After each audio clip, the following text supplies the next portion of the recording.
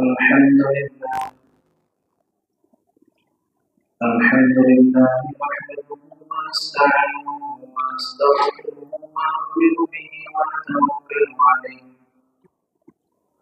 ونعوذ بالله من شرور أنفسنا ومن سيئات أعمالنا من يهده الله فلا مضل له ومن يضلل فلا هادي له ونشهد أن لا إله إلا الله وحده لا شريك له ونشهد أن سيدنا وسندنا وإمامنا وشفيعنا ومولانا محمدا عبده ورسوله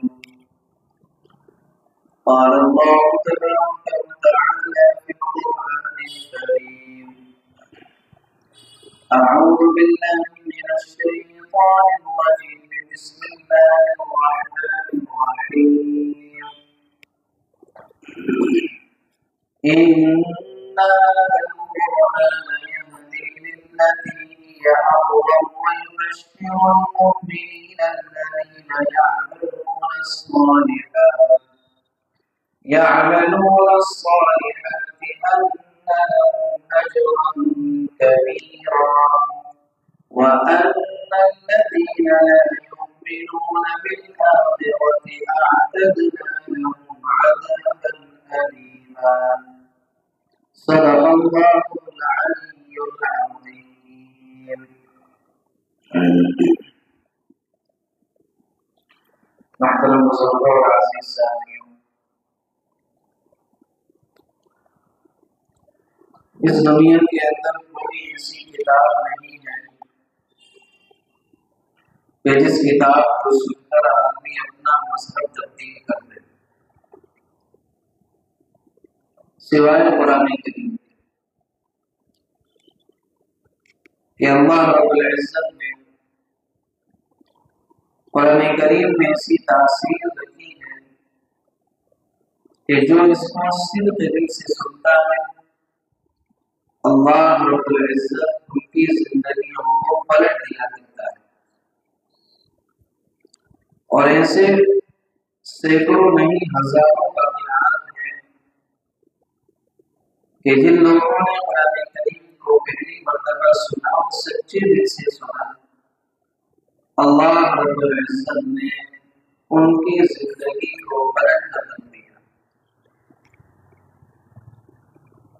مشہور واقعہ حضرت عمر فاروق رضی اللہ عنہ کا، چلے جا رہے ہیں اللہ کے نبی کو قتل کرنے کے لیے، راستے میں کوئی مل گیا اور انہوں نے کہا کہ کہاں جا رہے ہو؟ تو کیا کہا کہ آج اس قصے کو ہمیشہ کے لیے ختم کرنے کے لیے جانا۔ تو کہاں کہ پہلے اپنے گھر کی تو خبر لے لو، تمہاری بہن اور تمہارے بہنوئی مسلمان ہو چکے ہیں۔ دوڑے دوڑے اپنے گھر گئے تو دیکھا کہ بہن اور بہنوئی کوئی چیز پڑھ رہے ہیں، تو اس کا مطالبہ کیا کہ وہ چیز ذرا ہمیں بھی دو، کیا پڑھ رہی ہو؟ تو بہن فاطمہ نے کہا کہ ابھی تم نابالغ ہو، ایسی حالت میں تمہیں نہیں دے سکتے، پہلے غسل کرو اس کے بعد تمہیں دیں گے۔ سیدنا عمر فاروق نے غسل کیا تو ایک ٹکڑے پر قرآن کریم کی چند آیات لکھی ہوئی ہیں، ما انزلنا عليك القرآن لتشقى إلا تذكرة لمن يخشى، پڑھتے جا رہے ہیں پڑھتے جا رہے ہیں۔ اور چونکہ حضرت عمر فاروق کو لکھنا پڑھنا جانتے تھے، کاتبین وحی کو ان کا نام آتا ہے، پڑھتے پڑھتے جب اننی انا اللہ لا الہ الا انا فاعبدنی واقم الصلاۃ لذکری، میں ہی اللہ ہوں، میرے سوا کوئی عبادت کے لائق نہیں ہے، فاعبدنی تو میری ہی عبادت کرو، واقم الصلاۃ لذکری اور نماز کو قائم کرو، میرا ہی ذکر کرو، مجھے ہی یاد کرو۔ پہنچے ہیں اس آیت پر تو زندگی پلٹ گئی. کہا کہ اللہ کے نبی کی خدمت میں دے کر چلو مسلمان ہونا چاہتا تو پلٹ دیا قرآن کریم نے زندگی. سچے دل سے قرآن پڑھا تو ایمان کی دولت نصیب ہو. شاہ حبشہ نجاشی مسلمان ہجرت کر کے حبشہ چلے گئے تھے تو نجاشی نے مسلمانوں کو بلایا اور کہا کہ تم مکہ سے آئے ہو اور مکے سے تم کیوں آئے؟ کہا کہ ایسے ایسے مکے والوں نے ہمیں رہنا دشوار کر دیا اس لیے ہم حبشہ آئے. کہا کہ ہم نے سنا ہے کہ تم تبدیل ہو گئے ہو، تم نے اپنے باپ داداؤں کا دین چھوڑ دیا ہے. کہا کہ جی ہم ایک نبی پر مسلمان ہو گئے مسلم کے ہاتھ پر کلمہ پڑھ لیا. کہا کہ وہ نبی کس چیز کی تعلیم دیتے ہیں؟ تو حضرت جعفر رضی اللہ عنہ کے بھائی تھے، انہوں نے حبشہ کے دربار میں لمبی تقریر. تو نجاشی نے یہ پوچھا کہ تمہارا حضرت عیسیٰ کے بارے میں کیا بیان ہے؟ تو حضرت جعفر نے سورہ مریم کی آیتیں تلاوت کر دی. ذکر رحمت ربک عبدہ زکریا پڑھنی شروع کر دی اور پڑھتے پڑھتے جب پہنچے قال انی عبد اللہ آتانی الکتاب وجعلنی نبیا کہ حضرت عیسیٰ نے اپنی قوم کے لوگوں سے کہا کہ انی عبد اللہ میں اللہ کا بندہ ہوں. آتانی الکتاب مجھے اللہ نے کتاب دی ہے وجعلنی نبیا اور اللہ نے مجھے نبی بنایا. اس سے زیادہ میری کوئی اور زیادہ حیثیت نہیں ہے. تو نجاشی نے زمین سے تنکا اٹھایا، کہا کہ جتنا انہوں نے حضرت عیسیٰ کے بارے میں بتایا ہے حضرت عیسیٰ اس تنکے کے برابر بھی اس سے زیادہ نہیں، بالکل صحیح کہا. اور مسلمان تو قرآن کریم کے آیات نے دل پر ایسا اثر کیا کہ اسلام کی دولت نصیب ہو گئی. سرکار دو عالم صلی اللہ علیہ وسلم کے پاس 70 آدمیوں کا ایک وفد آیا اور آپ سے آ کر کہنے لگے کہ آپ کیا دین لے کر آئے ہیں، ذرا ہمیں پڑھ کر سناؤ. اللہ کے نبی علیہ السلام نے سورہ یاسین کی تلاوت شروع کر دی. اب پڑھنے والی زبان بھی سرکار دو عالم کی، امام الانبیاء کی زبان. دیکھ تو قرآن کی تاثیر اور پھر پڑھنے والے کی تاثیر. تو وہ قافلہ وہ سن کر رونے لگے اور اللہ کے نبی صلی اللہ علیہ وسلم کے ہاتھ پر وہ 70 کے 70 افراد مسلمان ہوئے. قرآن نے اس واقعے کو بیان کیا. 7واں پارہ جہاں سے شروع ہوتا ہے وَإِذَا سَمِعُوا مَا أُنزِلَ إِلَى الرَّسُولِ تَرَىٰ أَعْيُنَهُمْ تَفِيضُ مِنَ الدَّمْعِ مِمَّا عَرَفُوا مِنَ الْحَقِّ کہ وہ جو قافلہ آیا تھا جب انہوں نے اس چیز کو سنا جب ہم نے تم پر نازل کیا ترا اعینہم تو تم ان کی آنکھوں کو دیکھتے تفیض من الدمع آنسوؤں سے بھیگ گئے مما عرفوا من الحق اس وجہ سے کہ انہوں نے حق کو پہچانا. تو قرآن سنا دل کی زندگی بدل گئی اور اسلام کی توفیق نصیب ہو گئی. حضرت عثمان بن مظعون رضی اللہ عنہ اللہ کے نبی کی خدمت میں آئے اور کہتے ہیں کہ میرے دل میں ابھی اسلام کی حقانیت صحیح طریقے سے نہیں ہوئی، کچھ شبہ و شبہات. اللہ کے نبی کی خدمت میں آیا تو آپ قرآن کریم کی ایک آیت پڑھ رہے ہیں ان اللہ یأمر بالعدل والإحسان وإيتاء ذي القربى وينهى عن الفحشاء والمنكر والبغي. سورہ نحل میں بھی چند دن پہلے گزری ہے. کہا کہ جب میں نے یہ آیت سنا تو اسلام کی حقانیت میرے دل کے اندر جم گئی اور بیٹھ گئی. کہ اتنی خوبصورت آیت اس آیت کے بارے میں لکھا ہے کہ اگر کچھ بھی نازل نہ ہوتا صرف یہ آیت نازل ہوتی جو سورہ نحل کی آیت 14ویں پارے کے اندر ہے. فرمایا کہ زندگی گزارنے کے لیے یہ آیت ہی کافی ہے. بڑی جامع آیت، آیتوں کی سردار آیت الکرسی، اور قرآن کریم کی سب سے جامع آیت وہ کون سی جو بھی میں نے تلاوت کی، ان اللہ یأمر بالعدل والإحسان وإیتاء ذی القربى، جو آپ جمعے کی نماز میں ہر خطیب کی زبان سے پڑھنے میں اس آیت کو سنتے ہیں، بہت جامع آیت۔ تو آیت کو سنا اور دل کی دنیا بدل گئی۔ حضرت جبیر ابن مطعم رضی اللہ عنہ، ان کا بھی یہی واقعہ ہے۔ اللہ کے نبی کی خدمت میں آئے اور کہا کہ آپ کس چیز کی تعلیم دیتے ہیں؟ آپ نے کچھ نہیں کہا، سورہ طور کی تلاوت شروع کر دی، والطور وکتاب مسطور فی رق منشور والبیت المعمور والسقف المرفوع والبحر المسجور ان عذاب ربک لواقع۔ تو صاحب زبان ہے، زبان کو سمجھتے ہیں، ہم پر تو کوئی اثر نہیں ہوتا، پورا قرآن کریم سن لیں تو ہمارے کانوں سے ایسے ہی گزر جاتا ہے، لیکن وہ تو صاحب زبان تھے، زبان کو پہچانتے تھے۔ قرآن کریم کا یہ حصہ سنا، مسلمان ہو گئے۔ یہ تو رہی انسانوں کی بات۔ جناتوں کو سنے، مقام نخلا میں اللہ کے نبی قرآن کریم کی تلاوت کر رہے ہیں، جناتوں کا قافلہ وہاں سے گزر کے گئے، قافلہ وہیں پر گزر گئے، کہا کہ دیکھتے ہیں کوئی آدمی کچھ پڑھ رہا ہے۔ اللہ کے نبی جو پڑھ رہے تھے اس کو غور سے سننے لگے۔ اللہ کے نبی جب نماز سے فارغ ہوئے، پورا کا پورا جو جناتوں کا قافلہ تھا مسلمان ہو گئے۔ سورہ احقاف میں اللہ نے واقعہ بیان کیا، وَإِذْ صَرَفْنَا إِلَيْكَ نَفَرًا مِنَ الْجِنِّ يَسْتَمِعُونَ الْقُرْآنَ، کہ جناتوں کا قافلہ جو گزر رہا تھا انہوں نے قرآن کریم کو سنا، فَلَمَّا حَضَرُوهُ قَالُوا أَنصِتُوا، جب اللہ کے نبی کی خدمت میں حاضر ہوئے تو کیا کہا؟ خاموش ہو جاؤ۔ فلما قضي ولوا الى قومهم منذرين، اور پھر سورہ جن کے اندر تو اللہ نے پورا واقعہ بیان کیا ہے کہ وہ جناتوں کا قافلہ آیا اور قرآن سن کر مسلمان ہو گئے۔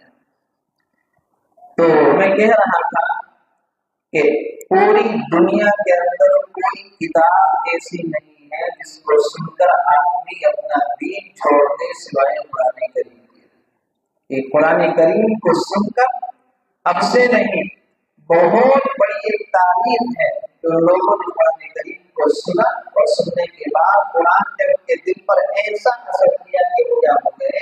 مسلمان ہو گئے۔ تو اللہ رب العزت نے اسی قرآن کریم کے اعجاز کو بیان کیا۔ گزشتہ آیتوں میں معراج کا واقعہ آیا ہے، اس آیت میں اللہ نے قرآن کا معجزہ بیان کیا۔ ان هذا القرآن یہدی للتی ہی اقوم، حقیقت یہ ہے کہ یہ قرآن کو راستہ دکھاتا ہے جو سب سے زیادہ سیدھا ہے۔ قرآن کون سا راستہ دکھاتا ہے؟ اہدنا الصراط المستقیم، اے اللہ ہم اس راستے پر چلا جو راستہ سیدھا راستہ۔ تو قرآن کون سا راستہ دکھاتا ہے؟ ٹیڑھے ٹیڑھے راستے نہیں دکھاتا، سیدھا راستہ دکھاتا۔ اور اس کے ساتھ کیا کرتا ہے؟ وَيُبَشِّرُ الْمُؤْمِنِينَ الَّذِينَ يَعْمَلُونَ الصَّالِحَاتِ أَنَّ لَهُمْ أَجْرًا كَبِيرًا، اور جو لوگ اس پر ایمان لا کر نیک عمل کرتے ہیں انہیں خوشخبری دیتا ہے کہ ان کے لیے بڑا اجر ہے۔ ایمان والوں کو قرآن خوشخبری سناتا ہے۔ کیا خوشخبری سناتا ہے؟ کہ ایمان والوں کے لیے اللہ نے جنت کو تیار کر رکھا ہے، باغات کو تیار کر رکھا ہے، نہروں کو تیار کر رکھا ہے، حوروں کو تیار کر رکھا ہے، دودھ کی نہریں تیار کر رکھی ہے، شہد کی نہریں تیار کر رکھی ہے۔ اور جنت کے جو وعدے قرآن دکھاتا ہے یہ اس لیے دکھاتا ہے، اس لیے کہ وہ لوگ قرآن کریم پر ایمان لے کر آتے ہیں۔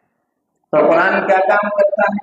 ایک تو سیدھا راستہ دکھاتا ہے اور دوسرا مومنوں کو خوشخبری سناتا ہے۔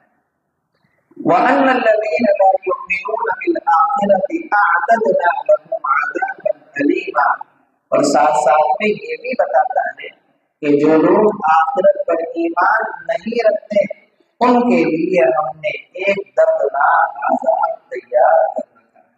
مومنوں کو خوشخبری بھی سناتا ہے اور جو آخرت پر ایمان نہیں رکھتے ان کو کیا ہے؟ دردناک عذاب کے بارے میں بھی بتاتا ہے کہ اگر تم اللہ پر ایمان نہیں لاؤ گے، آخرت پر ایمان نہیں رکھو گے تو تمہارے لیے جہنم تیار ہے، بھی تیار ہے، شجرۃ الزقوم تیار ہے، جہنم کی زنجیریں تمہارے لیے تیار ہیں، اور اسی طریقے سے پیپ تیار ہے، کانٹوں کا کھانا تیار ہے، کھولتا ہوا پانی تمہارے لیے کیا ہے؟ تیار ہے۔ تو ساتھ ساتھ میں یہ چیز بھی قرآن بتاتا ہے۔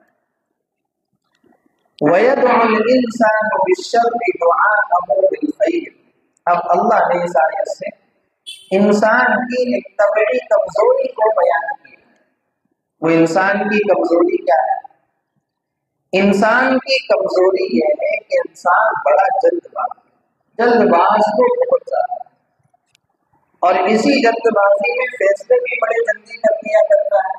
کسی کے بارے میں کوئی بھی فیصلہ، کوئی بھی رائے جو ہے بہت جلدی قائم کر دیا کرتا ہے، اور وہ فیصلوں کی جو جلد بازی ہے اس کی ایسے ظاہر ہوتی ہے کہ جیسے انسان اللہ رب العزت سے راحت مانگتا ہے، آرام مانگتا ہے، سکون مانگتا ہے، کبھی کبھی پریشانی کی وجہ سے یا مال کی پریشانی کی وجہ سے بددعائیں بھی کرنے لگتا ہے۔ کبھی مال کے لیے بددعا کرتی، مال سے پریشان ہوا تو مال کے لیے بددعا کرتی، کاروبار سے پریشان ہوا کاروبار کے لیے بددعا کرتی، اولاد سے پریشان ہوا اولاد کے لیے بددعا کرتی، کرتے نہ کرتی اور بددعائی کرتی۔ اور اسی طریقے سے حالانکہ اللہ کے نبی علیہ الصلوۃ والسلام نے حدیث شریف میں کیا فرمایا؟ نہ اولاد کے لیے بددعا کرو، نہ مال کے لیے بددعا کرو، ہو سکتا ہے وہ وقت قبولیت کا۔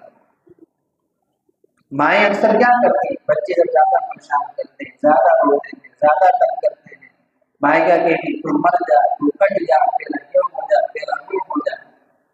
بعض مرتبہ قبولیت کا وقت ہوتا ہے، بددعا قبول ہو جاتی ہے، اب اس کو لیے گھومتی ہے ڈاکٹر کے پاس، کبھی حکیم کے پاس، کبھی کیا ہے جو عمل کرتے ہیں ان کے پاس، حالانکہ یہ سب اپنے ہاتھوں کے کمایا ہوا، اپنے ہاتھوں سے کیا ہوا۔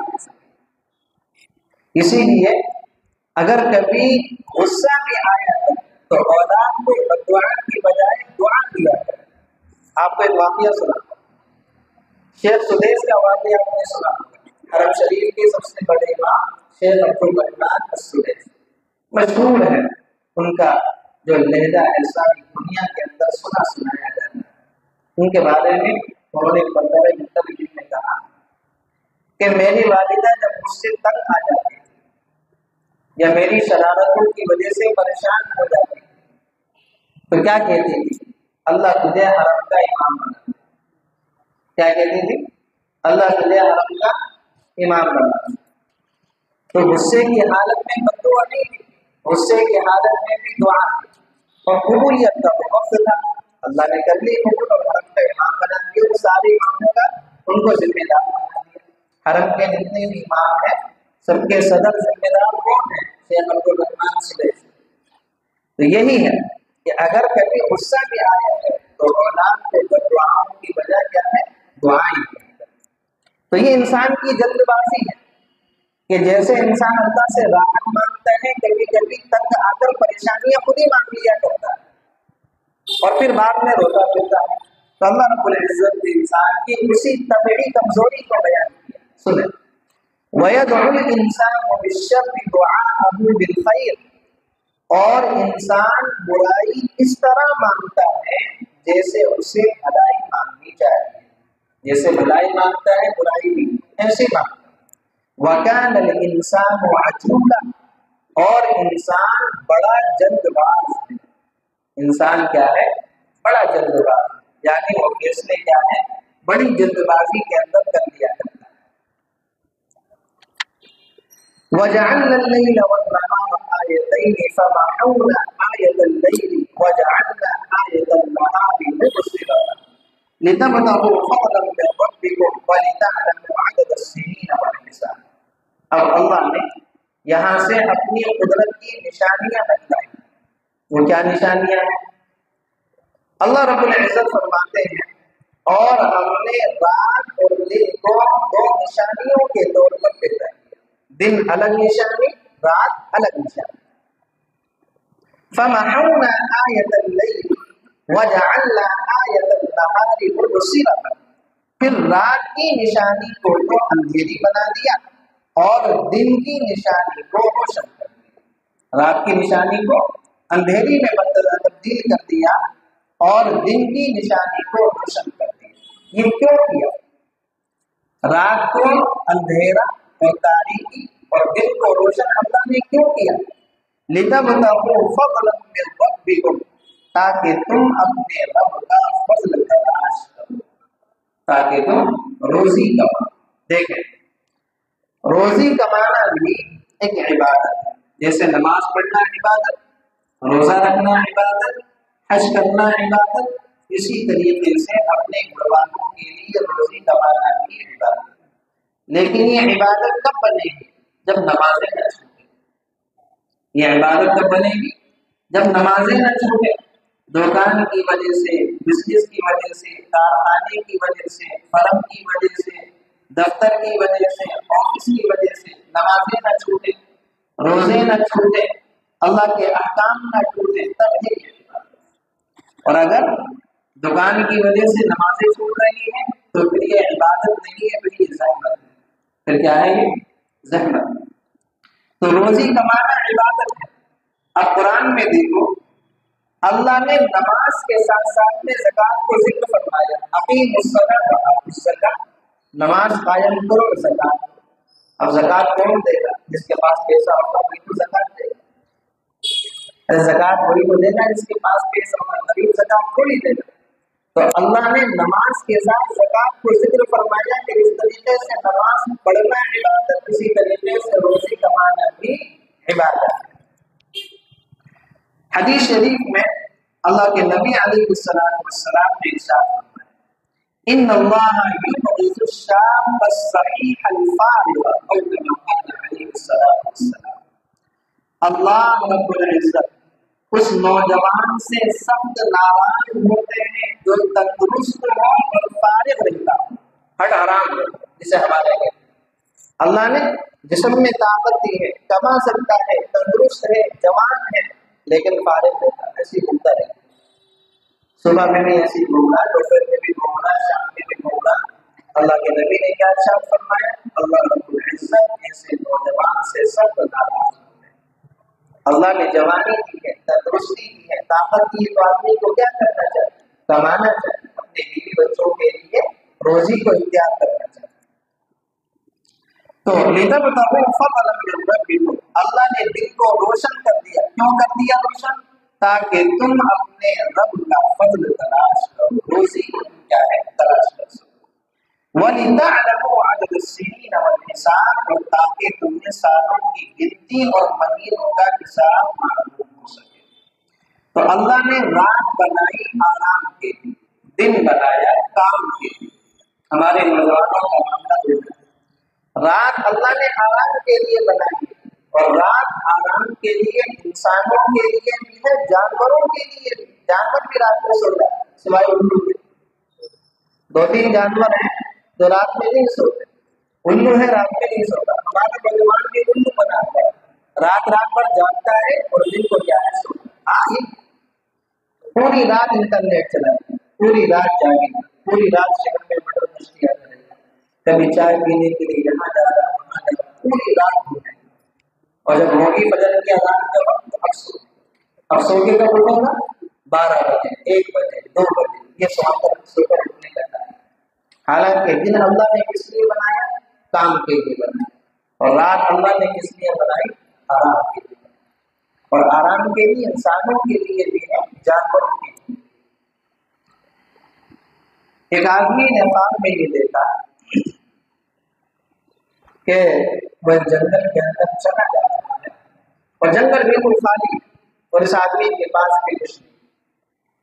اچانک سے اس نے دیکھا کہ اس کے پیچھے ایک شیر ہے جو دوڑتا ہوا اس کی طرف آ رہا ہے۔ خواب میں دیکھا۔ اب اس نے بھی شیر کو دیکھنے کے بعد دوڑ لگا، بھاگا جا رہا ہے، بھاگا جا رہا ہے، بھاگا جا رہا ہے۔ سامنے اس نے دیکھا کہ کنواں، اور کنویں کے اندر جو ہے باہر ایک پیڑ ہے، پیڑ کی 2 ٹہنیاں कुएं के अंदर लटक रही।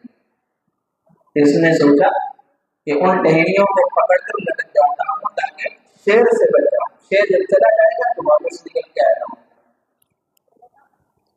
इसने क्या करा, उस पेड़ की दोनों टहनियों को पकड़ लिया। जब दोनों टहनियों को इसने पकड़ लिया और कुएं में नीचे झांक कर देखा तो देखा कि एक अजगहा मुंह खोले हुए इसकी तरफ देख रहा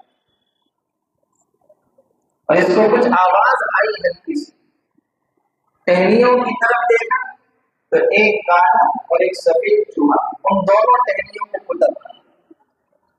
उन दोनों टहनियों को ऊपर भी मौत, नीचे भी मौत, बाहर भी मौत। बाहर शेर इंतजार कर रहा। अभी इसी परेशानी के हालत में और ये पसीने पसीने हो गए कि अगर ऊपर से बचूंगा तो नीचे मारा जाऊंगा, नीचे से बचूंगा तो बाहर मारा जाऊंगा।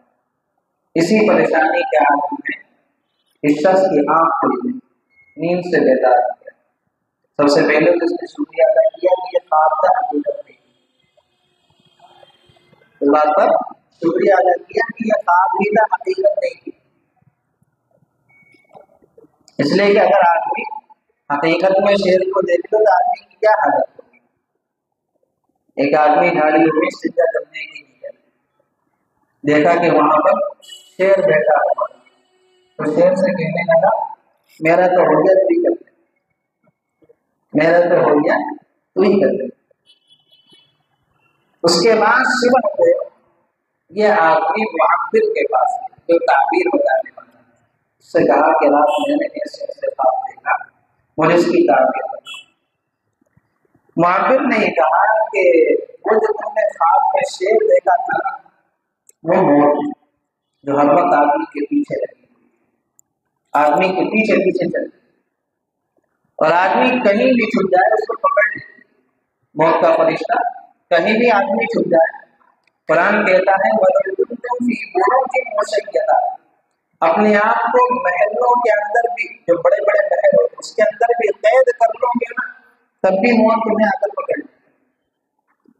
तो मुआब्बिर ने कहा कि वो जो शेर है वो मौत है जो हर वक्त तुम्हारे पीछे लगी,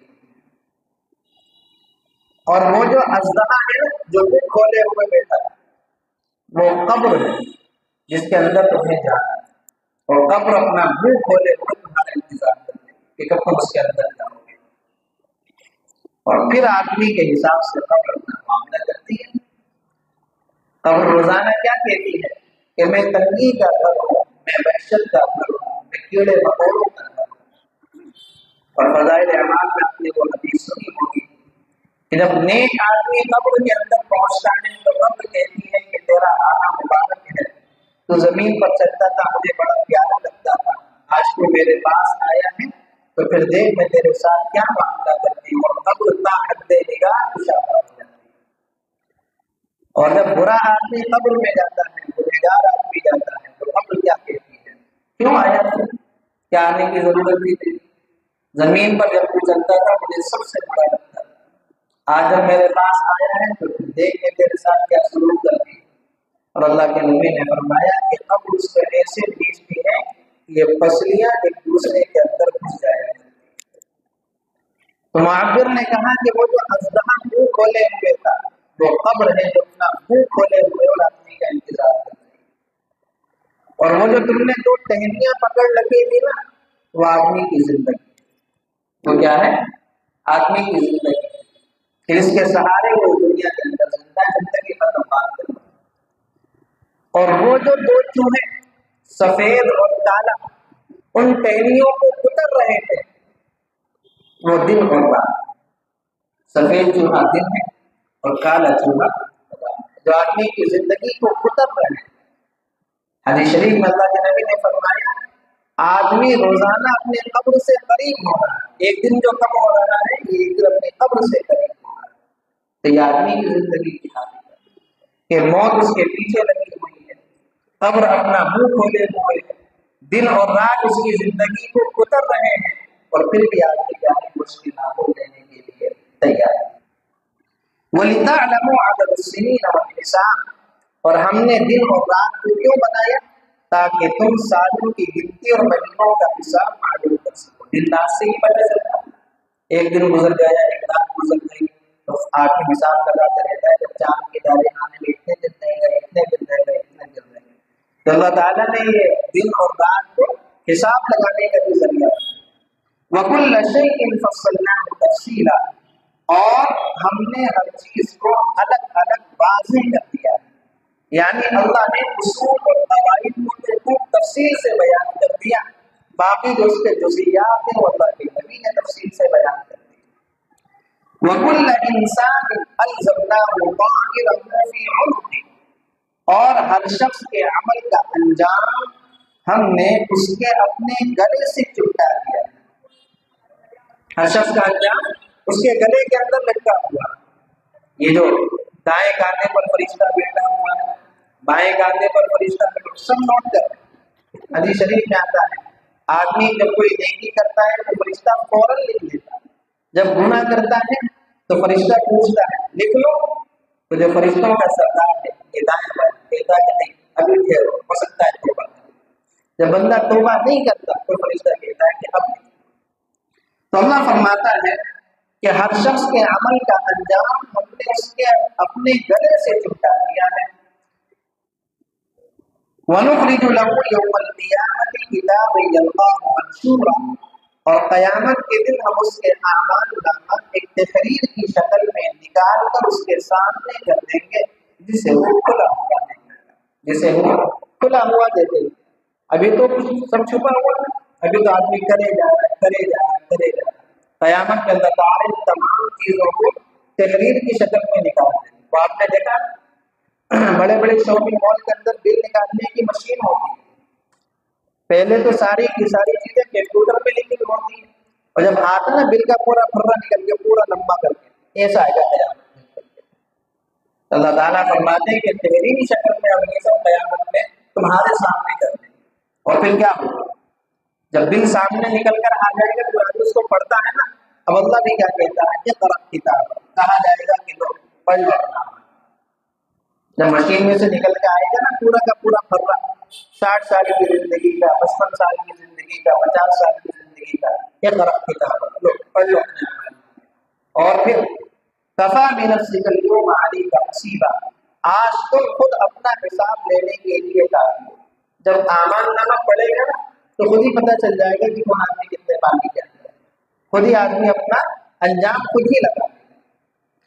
اور حدیث شریف میں آتا ہے کہ اگر کوئی ان پڑھ بھی ہوگا نا دنیا میں، وہ بھی اپنا اعمال نامہ پڑھ لے۔ آدمی یہ نہیں کہ ہم تو پڑھے ہوئے نہیں، ہم کیسے پڑھیں گے، ہم تو اللہ سے کہتے ہیں کہ ہمیں تو پڑھنا نہیں آتا، ہم تو نہیں پڑھ سکتے نا۔ جو نہیں پڑھنا جانتا وہ بھی اپنا اعمال نامہ خود پڑھے۔ کفیٰ بنفسک اليوم علیک حسیبا، کہا جائے گا کہ لو پڑھ لو اپنا اعمال نامہ، آج تم خود اپنا حساب لینے کے لیے کافی۔ چنانچہ اللہ رب العزت ایک بندے کو بلائے، اس سے کہے گا کہ پڑھ، وہ اپنا اعمال نامہ پڑھنا شروع کرے گا، ابھی تھوڑا سا ہی پڑھے گا، چند سالوں کی زندگی پڑھے گا، اللہ اس کو بیچ میں روک دے گا، اور اللہ تعالیٰ اس سے پوچھے گا کہ میرے فرشتوں نے لکھنے میں کوئی زیادتی تو نہیں کری کہ کوئی نیکی کم لکھ لی ہو، کوئی گناہ زیادہ لکھ لیا ہو؟ تو آدمی کیا کہے گا کہ نہیں بالکل صحیح سے لکھا۔ اللہ تعالیٰ کہیں گے کہ پڑھ، وہ اور پڑھے، پھر تھوڑا سا پڑھے گا، چند سالوں کی زندگی پڑھے گا، اللہ پھر روکے گا کہ اب تک جو پڑھا کیا محسوس کیا، میرے فرشتوں نے کوئی زیادتی تو نہیں کر دی کہ نیکیاں کم کر دی ہوں، گناہ زیادہ لکھ لیے ہوں؟ تو آدمی خود اپنی زبان سے کہے گا نہیں بالکل صحیح سے لکھا۔ تو اس طریقے سے قیامت کے اللہ رب العزت حساب لے گا جہاں پر جھٹلانے کی کوئی گنجائش نہیں۔ من اهتدى فإنما يهتدي لنفسه، جو شخص سیدھی راہ چلتا ہے تو وہ خود اپنے فائدے کے لیے چلتا ہے، سیدھے راستے پر چلے گا، نیک اعمال کرے گا، نمازیں پڑھے گا، روزے رکھے گا، قرآن کی تلاوت کرے گا، اللہ کو یاد کرے گا تو اپنی تو فائدہ کرے گا، اللہ کا کوئی فائدہ تھوڑی ہے اس میں، رسول کا کوئی فائدہ تھوڑی ہے اس میں، اپنے ہی تو فائدہ۔ ومن ضل فإنما يضل عليها، اور جو گمراہی کا راستہ اختیار کرتا ہے وہ اپنے ہی نقصان کے لیے اختیار کرتا ہے۔ ولا تزر وازرة وزر أخرى، اور کوئی بوجھ اٹھانے والا کسی دوسرے کا بوجھ نہیں اٹھائے گا۔ بیوی بیوی اپنے شوہر کا بوجھ نہیں اٹھائے گا، شوہر اپنی بیوی کا بوجھ نہیں اٹھائے گا، باپ اپنے بیٹے کا نہیں، بیٹے اپنے باپ کا نہیں۔ قیامت کا تو یہ عالم ہوگا۔ کیا عالم ہوگا؟ یوم یفر المرء من اخیہ، جس دن آدمی اپنے بھائی سے بھاگے گا، جس بھائی کے لیے آدمی اپنی آستینیں چڑھا دیتا ہے کہ میرے بھائی کی طرف تم نے دیکھا کیسے، تیری ہمت کیسے ہوئی میرے بھائی کو گالی بکنے کی، اس پر ہاتھ اٹھانے کی۔ یوم یفر المرء من اخیہ، قیامت کے دن آدمی کسی بھائی سے بھاگے گا۔ کیوں بھاگے گا؟ یہ بھائی اس کے پاس ایک نیکی دینے کے لیے آئے، ایک آدمی کا اعمال نامہ ترازو میں رکھا جائے گا، صرف ایک نیکی کی کمی ہوگی، برابر ہوگا، اللہ کہے گا کہ ایک نیکی لیا جنت میں چلا جائے، بس وہ ایک نیکی کے لیے بھائی کے پاس جائے گا تو بھائی بھی بھاگے گا، وہ امی ہی، ماں بھی بھاگے گی۔ ماں کتنی محبت کرتی ہے، اولاد کے لیے کتنی قربانیاں دیتی، ایک نیکی نہیں دے گی قیامت کی۔ وہ ابھی، باپ اپنی ہڈیوں کو بھلا دیتا ہے اپنی اولاد کے لیے، لیکن قیامت میں اپنے بیٹے کو نیکی نہیں دے پائے گا۔ وصاحبتہ وبنیہ، نہ کوئی دوست دے پائے گا، نہ بیٹے دے پائیں گے، نہ شوہر دے پائے گا، نہ بیوی دے پائے گا۔ یہ عالم ہے۔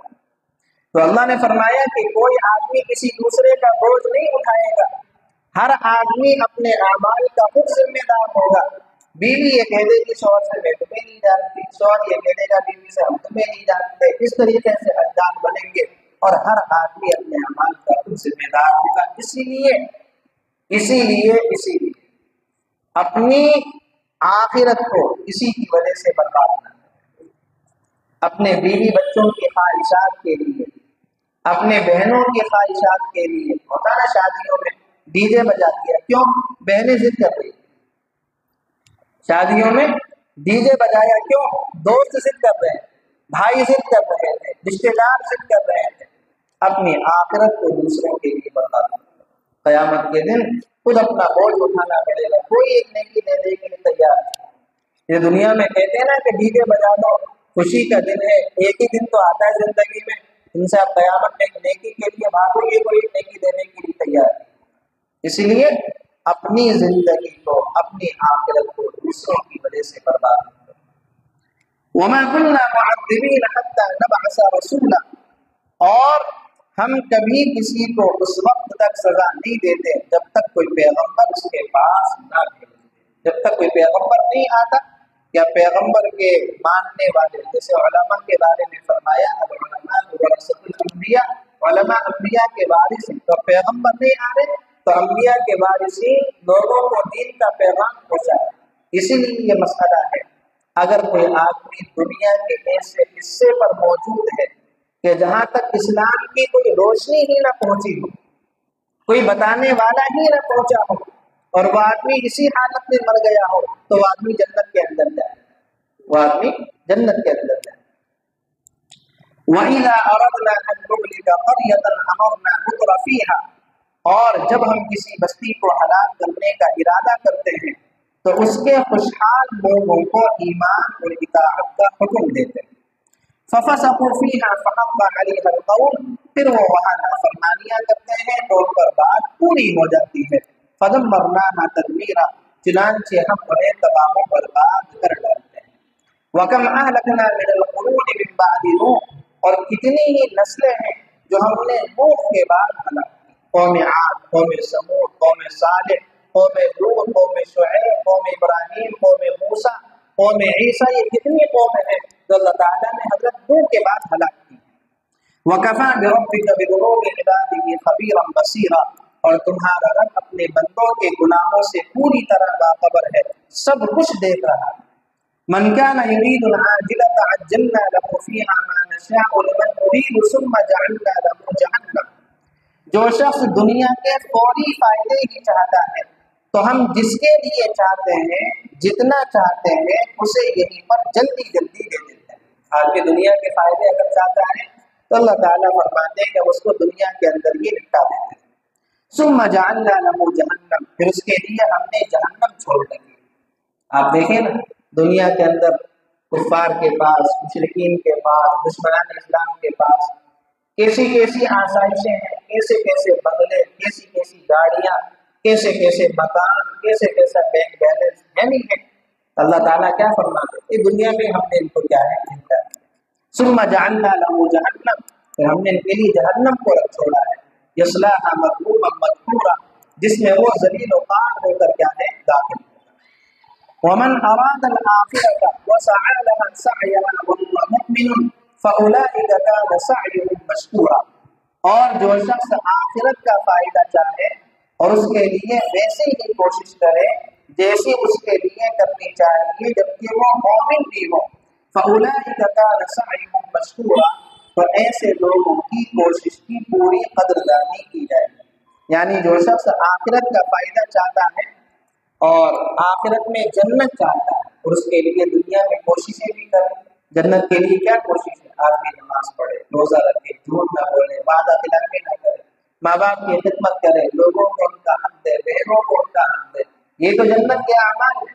तो अल्लाह ताला ने फरमाया कि जो शख्स आखिरत की कोशिश करता है और कोशिश भी ऐसी करता है जैसी करनी चाहिए, तो हम उसकी कोशिश की पूरी कदरदानी करेंगे। अल्लाह ताला क्या है, कदरदान है, लोगों के अमाल की क्या है कदर करता है।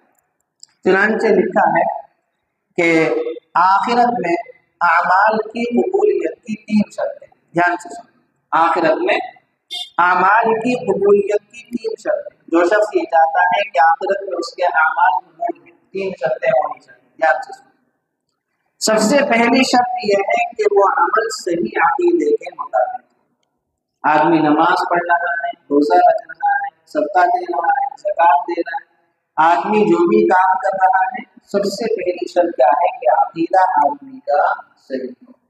अगर अकीदा गलत होगा तो उस अमाल की कोई हैसियत नहीं होगी। एक गैर मुस्लिम है, नमाज पढ़ रहा है लेकिन उसका अकीदा खराब है, फायदा देगी वो नमाज? उसको नहीं देगी ना उसको फायदा। इसी तरीके से किसी आदमी का अकीदा जो है वो ये है कि अल्लाह भी औलाद देता है और अल्लाह के साथ साथ जो है खालिद मुईनुद्दीन चिश्ती और सादिक कलियरी और निजामुद्दीन औलिया भी औलाद देते हैं। तो अकीदा सही है या गलत? सही है या गलत? गलत अकीदा। तो सबसे पहली बात ये कि आदमी का अकीदा बिल्कुल क्या हो, सही, कि करने वाली ज़ात अल्लाह की है। औलाद देना, माल देना, इज्जत देना, ये सब किसके कब्ज़े कुदरत में है? अल्लाह के कब्ज़े कुदरत में। तो आखिरत में अमाल की कबूलियत की पहली शर्त आदमी का अकीदा क्या हो, सही। दूसरी शर्त यह है कि नियत भी सही हो। नमाज पढ़ रहा है लेकिन नियत क्या है? लोगों को दिखलाने के वास्ते, रियाकारी के वास्ते। सदका दे रहा है लोगों को दिखलाने के लिए, नफिल पढ़ रहा है लोगों को दिखलाने के लिए, कुरान पढ़ रहा है लोगों को दिखलाने के लिए, इसी तरीके से रोजा रख रहा है लोगों को दिखलाने के लिए, हज उम्रे कर रहा है लोगों को दिखलाने के लिए, तो नियत सही नहीं है। तो दूसरी शर्त क्या है कि अमाल करने के साथ साथ उसकी नियत भी क्या हो, ठीक हो। बाद मर्तबा अमल थोड़ा होता है, नियत अच्छी होती है, अमल वजनदार होता है, और बाद मर्तबा अमल बहुत ज्यादा होता है, नियत खराब होती है, अमल की कोई हैसियत नहीं होती। तो दूसरी शर्त क्या है कि अमल के साथ साथ उसकी नियत भी क्या हो, सही हो। और तीसरी शर्त यह है कि वो अमल शरीयत के मुताबिक हो, मन घड़त तरीकों के मुताबिक हो, सुन्नत के मुताबिक हो, बिदअत के मुताबिक हो। अब आदमी क्या है, दीन का काम कर रहा है। बहुत से लोग क्या है 12 रबीउल अव्वल के मौके पे जुलूस निकालते, क्या समझ के निकालते? दीन का काम कर रहे हैं, लेकिन वो काम है सुन्नत के मुताबिक, है शरीयत के मुताबिक, बिदअत है, खुराफात है, तो उसकी कोई हैसियत नहीं। आदमी जो भी काम करे शरीयत के मुताबिक, कुरान और सुन्नत से उसका सुकून होना चाहिए, उसका ताल्लुक रस्म और रिवाज से ना, उसका ताल्लुक बिदअत से ना, उसका ताल्लुक खुराफात से। 3 चीजें अगर होंगी, अकीदा सही होगा, नियत सही होगी, अमल शरीयत के मुताबिक होगा, तब अमाल आदमी के आखिरत में कबूलियत के दर्जे को पहुंचेगा। फउलाइका कान सअयुहुम मशकूरा, तो ऐसे लोगों की कोशिश की पूरी कदरदानी की जाए। कुल्लन नुमिद्दु हाउलाइ व हाउलाइ मिन अताइ रब्बिक, ए पैगंबर جہاں تک دنیا میں تمہارے رب کی عطا کا تعلق ہے ہم ان کو بھی اس سے نوازتے ہیں اور ان کو بھی نوازتے ہیں۔ مسلمانوں کو بھی اللہ کھلا رہا ہے، غیروں کو بھی اللہ کھلا رہا ہے۔ وہ جگر مراد آبادی کا ایک شعر ہے، فیضان محبت عام سہی عرفان محبت عام نہیں۔ شعر کا دوسرا حصہ کہ اللہ تعالیٰ کی نعمتوں کا فیضان تو سب پر ہے، لیکن عرفان محبت اللہ تعالیٰ کو جو پہچاننے کی جو نعمت ہے وہ اللہ تعالیٰ کی عام نہیں، وہ سب کے لیے نہیں۔ فیضان محبت عام سہی عرفان محبت عام نہیں۔ تو اللہ تعالیٰ فرماتا ہے کہ جہاں تک رب کی عطا کا تعلق ہے، پانی کی نعمت، ہوا کی نعمت، آگ کی نعمت، اسی طریقے سے سبزیوں کی نعمت، اور اسی طریقے سے ڈرائی فروٹ کی نعمت، فروٹ کی نعمت، زندگی کی نعمت، صحت کی نعمت، یہ اللہ تعالیٰ نے سب کے لیے عام کر رکھی، سب سے فائدہ اٹھا رہے، عیسائی اٹھا رہے ہیں، یہودی اٹھا رہے ہیں، مسلمان اٹھا رہے ہیں، سب اٹھا رہے ہیں۔ تو اللہ تعالیٰ فرماتا ہے تمہارے رب کی عطا کا جہاں تک تعلق ہے دنیا میں ہم ان کو بھی اس سے نوازتے ہیں، ان کو بھی اس سے نوازتے ہیں۔ وما كان عطاء ربك محظورا، اور دنیا میں تمہارے رب کی عطا کسی کے لیے بند نہیں ہے۔ وہ حدیث شریف ہمارے یہاں پڑھی جاتی ہے، اگر اللہ کے نزدیک اس دنیا کی قدر ایک مکھی کے پر کے برابر بھی ہوتی تو اللہ کسی کو ایک گھونٹ پانی بھی نصیب نہ کرتا، کفار کو ایک گھونٹ پانی بھی نہیں ملتا۔ نہیں ہے اللہ کو اس دنیا کی نعمت کی قدر، اس دنیا کی قدر، اللہ سب کو کھلایا، سب کو کھلایا۔ اگر قدر ہوتی تو مسلمانوں کے علاوہ کسی کو بھی کچھ نہ ملتا۔ وہی یہ ہوتی کہ دنیا میں تمہارے رب کی عطا کسی کے لیے بند نہیں ہے۔ انظر کیف فضلنا بعضهم علی بعض، اور یقین رکھو، دیکھو کہ ہم نے اس طرح ان میں سے ایک کو دوسرے پر فضیلت دے رکھی ہے۔ وَلَلْآخِرَةُ أَكْبَرُ دَرَجَاتٍ وَأَكْبَرُ تَفْضِيلًا، اور یقین رکھو کہ آخرت درجات کے اعتبار سے بھی بہت بڑی ہے اور فضیلت کے اعتبار سے بھی بہت بڑی ہے۔ یہ نہیں دیکھا کریں کہ اس کے پاس تو یہ نعمتیں ہیں، یہ تو اللہ کا دشمن بھی ہے، ہم تو مسلمان بھی ہیں، ہمارے پاس تو کچھ نہیں ہے۔ اللہ تعالیٰ قرآن کریم میں فرماتا ہے نعمت ہم سب کو دیتے ہیں، چاہے وہ یہ ہو چاہے وہ ہو، لیکن جہاں تک آخرت کا تعلق ہے تو وہ صرف اس کے لیے ہے، مسلمانوں کے لیے۔ آخرت کی نعمت کس کے لیے ہے؟ مسلمانوں کے لیے۔ اس لیے چند دن کی زندگی ہے، دل تھوڑا نہیں کرنا چاہیے۔ اللہ رب العزت نے قرآن حدیث شریف میں اللہ کے نبی نے فرمایا الدنیا سجن المؤمن وجنت الکافر، دنیا مومن کے لیے قید خانہ ہے، کافر کے لیے جنت ہے۔ لہذا قید خانے میں اپنی مرضی کی چیزیں نہیں ملتی، جو مالک چاہتا ہے وہی ملتی ہے۔ لہذا دنیا کے اندر اپنی مرضی سے زندگی نہیں گزاری جائے گی، مالک جیسا کہے گا ویسے گزاری جائے گی، اور جنت کے اندر اپنی مرضی کی زندگی گزاری جائے گی۔ اللہ تعالیٰ سے دعا ہے کہ ہمیں سننے سے زیادہ عمل کرنے کی توفیق نصیب فرمائے۔ وآخر دعوانا الحمد للہ رب العالمین۔ سبحان اللہ وبحمدہ، سبحان اللہ ونشهد ان لا اله الا الله سبحان اللہ۔